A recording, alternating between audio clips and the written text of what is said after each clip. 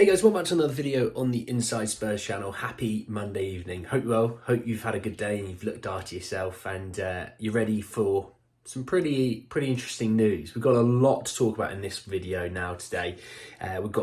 We have potential renewed interest in Celso from Barcelona, so we'll talk a little bit about that. We have an update around the Everton Dele alli deal and how Everton might have shot themselves in the foot. We do have a I wouldn't say it's new, but definitely an interest from abroad from Lloyd Kelly, but they face fierce competition from you know who. We do also have a new target from Italy, not from the same club, from Spurs, and what makeshift deal that could potentially be done there, as well as an update from Sporting Lisbon's interest in Eric Dier. So you can tell there's a lot, and I'm not gonna dilly-dally or wait around. All I will ask is you hit the subscribe button for me. Thanks very much. Cheers, lads. Let's jump in with Barca's interest in Celso. So, if you're not aware, Gavi, however you want to say it, ruptured his ACL. It got announced today, actually. So, it's really horrific news for him. I have done that injury. It's not fun. It's horrible. And it is a good sort of at least 9 months worth of recovery. Potentially can be longer. So, it came from Ferran Martinez from Mundo Deportivo that said that Gavi's ACL injury has opened up the possibility of Barcelona revisiting a deal for Tottenham Hotspur midfielder Giovanni Celso. He was obviously, we know, is an option in the summer. We know that. That's not shocking. The reason why I find this interesting is twofold. Number one, Barca's financial fair play issues is something that maybe can go against them in a deal like this. Now, it doesn't go against them when, they're trying to get an Andreas Christensen, a Robert Lewandowski sort of thing, when they can sign someone for free. The reason why I find this interesting is will they go a loan deal, right? Hear me out on this. Will they go a loan deal so it's affordable for them? But obviously, they'll probably not be able to pay all his wages because they don't pay all of João Felix's wages, and there's a few other players. Or do they go the deal route of, we want him here permanently, but we can't afford him? So the way we want to afford him is, you see that Rafinha out on the right wing? Let's try and make a deal. We'll send you Rafinha, you send us Celso, give us some money, everyone's a happy camper. That's why I think that's where I think Spurs have a really interesting foot in a few different camps this January. I'm not saying this is going to happen. I'm just saying there's a possibility that potentially is a conversation that can be had.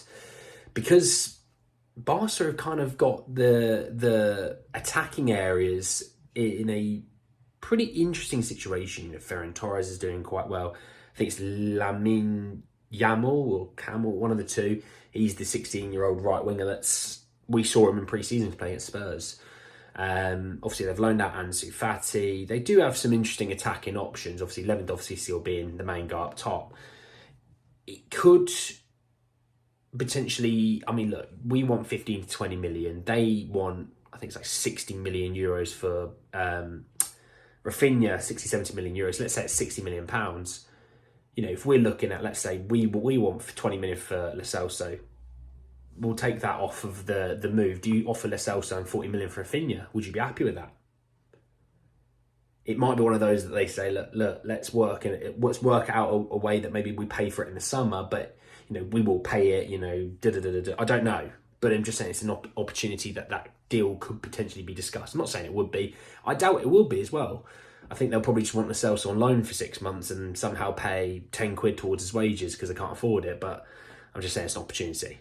Let's talk a little bit around this Dele alli situation. So look, if you're not aware, from when we let Dele alli go to Everton, we let him go on a free. But the rule was that once he played 20 games, Spurs would receive 10 million and it would continue to go up through different appearances.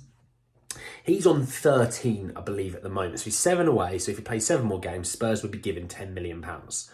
Now, Everton have an interesting financial fair play situation.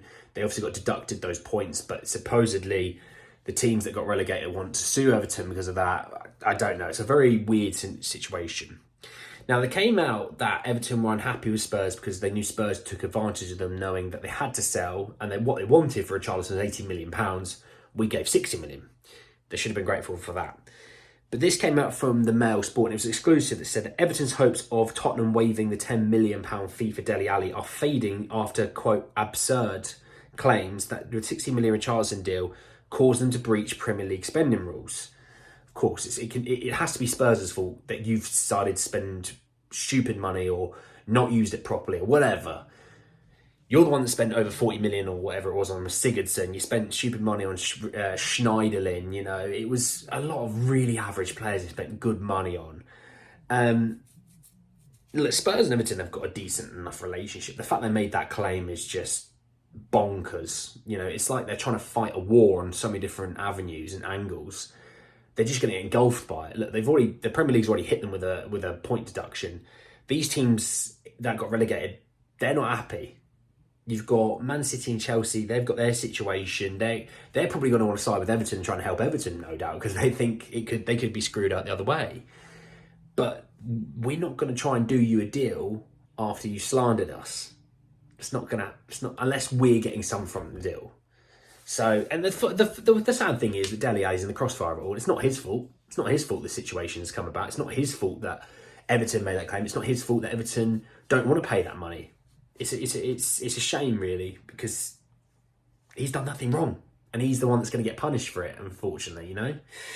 Anyway, let's move on. Let's talk Lloyd Kelly. So this came from the Calcio Mercato in Italy that said that AC Milan will face, quote, fierce competition from Tottenham sign Bournemouth defender Lloyd Kelly in January. Look, it's a long-standing interest from AC Milan and Lloyd Kelly. It's not breaking news that they still want him.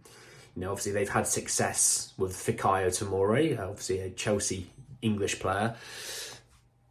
Potentially has a position there at AC Milan, you know, it could work, you know. What I would say is I would say he's probably going to play more at AC Milan. We need to be able to say, look, you're going to stay in England, you're going to be playing for Spurs, you're going to get a good amount of games because Mickey Van der Ven's still injured and Romero. Sometimes he gets injured, sometimes he gets suspended. It's one of those ones. You're going to get good game time. We want to put you on a platform to perform. And hopefully, you never know, you might get an England squad because the centre-half position at England's not very good. I mean, Tomori's only just got into the England squad whilst being very good at Milan because Southgate doesn't know what exists outside of England or outside of Harry Maguire and John Stones. So he's going to get more watched by Southgate because he's going to be playing at Spurs. He's going to be on TV. He's going to be in a main team in England. I look, if Spurs want him, they're going to have to move from in January. You know, if they can get a pre-contract agreed, it brings Bournemouth to the table and say, look, we've got the contract agreed. He's going for free in the summer. Let's work a deal out between us so you can get a little bit of money now. We can have him now. Everyone can kind of win. Let's hope you get someone in that, you know, can help you stay up. You know, we've got Eric Dier there, you can have on loan. You know, hell, I would even say we'll pay his wages if you can just bring the Lloyd Kelly deal down and, you know, work something out, you know. I don't know. Interesting to see what happens there, but I think Kelly has a market. I think he has a lot of people interested in him. I want to talk about the player that Spurs have kind of used as new interest. Bryan Cristante, the midfielder at Roma. So it came out from Team Talk that said that Tottenham are reportedly growing increasingly confident of signing Bryan Cristante in 2024, with Jose Mourinho likely to be left with little choice but to cash in on the star that has been described as, quote, indispensable to Roma. Now, he can play kind of across the midfield. He can play as a 6, he can play as the 8, he can play as a 10 if you really, really need him. He has been fantastic for Roma this year. You know, he has been, like I said, you know, indispensable is one word for saying. I just think super important.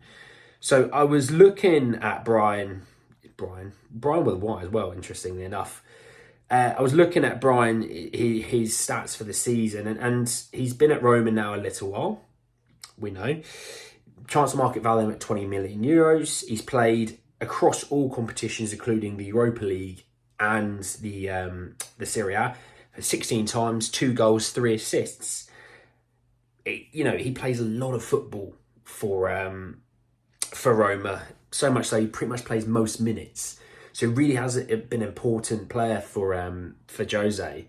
So what Team Talk also went on to say is that Spurs might use Pierre Højbjerg as a part, an exchange player, because he's not too happy with his time at the Spurs at the moment in terms of game time. Yes, he'll play a little bit more, but also value-wise, they're kind of a similar sort of value. Now, the thing I will find interesting is that, yes, if we were to move on a Højbjerg, we need to bring someone in. Well, this is two birds, one stone. You move them on, you bring someone else in throughout the same deal. Obviously, if you let Celso go to AC Milan, you have to replace Celso, and that's where I think Spurs might look at it and go, it's becoming too much work to keep replacing all these people in the same window within 3 or 4 week span. We can't keep doing it. We can't get every deal. Every player replaced from the deal that we let them go. We're gonna have to bite the bullet on some players and keep them. Will it be? I think they'll try and keep Celso unless Barca are foolish enough to offer a good enough deal. But I think Cristante for Højbjerg potentially is a deal that can be done quite quickly. Højbjerg is wanted by Mourinho. Mourinho wants him. Mourinho doesn't want to lose Cristante, but if it frees up money or it frees up something for him, it could potentially work. But Cristante looks a good player. He looks a good player. He would offer us that versatility through midfield, which I think when you see a Højbjerg at 8, it's not really the best. If you see him at 6, it's a little bit better. Maybe this is a guy that can offer us a little bit more. I don't really know, but we'll keep an eye on that because that's one that came out of the blue, out of nowhere. So we'll keep an eye on that. And to finish off with Eric Dier and the Sporting Lisbon connection. So Sporting this came from Sport Witness. It says Sporting get excited by Tottenham players' words about a return to Portugal. Lisbon club would only consider a free transfer, so in the summer. In addition, they wouldn't want to pay wages higher than €2 million gross. Obviously, that's before tax comes in and has its way with it. Basically, to give you an idea and to give you an update on Spurs' view on Dier for January, they would like to move him on, but they want a fee. You can still get a fee from the loan deal, but I think they want a fee for selling him, which makes me worried that they're not going to move him on just to prove a point that they want money from him. Sacrifice, maybe saving a couple of million through a loan fee and wages. I don't know, but I don't see him. I mean, yeah, Sporting Lisbon maybe in the summer, but I just can't see why Spurs would keep him just for the sake of it. We'd be better off moving him on, saving the money on the wages.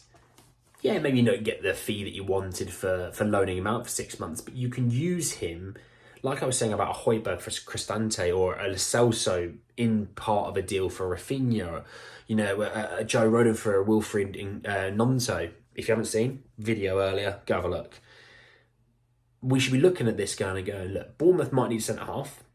He's Prem-proven, ready to go, English, doesn't need to adapt to the Premier League, probably doesn't even need to adapt to Bournemouth, really. 6 months, loan deal. If it doesn't work out, they're off scot-free. They don't have to pay him going forward. There are no financial restrictions. If he loves it at Bournemouth and Bournemouth love him, then they can work out a deal afterwards. But you could use that as a makeshift use of a centre-half towards them for Lloyd Kelly to come back our way. Obviously, money going towards them as well. Just trying to think smart, but we shall see. But anyway, guys, that's the end of the video. I hope you did enjoy it. Drop a like on the video if you did. Hit me in the comment section below. Look, you've got the Dier situation, the fact we want money for him in January. Surprised? Unimpressed? You let me know about that. Obviously, you've got a situation with the Celso, Cristante, the Dele alli situation, the Lloyd Kelly. There's loads to go through in there. I know that you're going to hit me with a few comments about a few things. I'm interested to see what you guys think. Subscribe to the channel if you're new and hit the bell notification for more. But anyway, guys, that's the end of the video, and I'll see you all very, very soon. Take care, guys.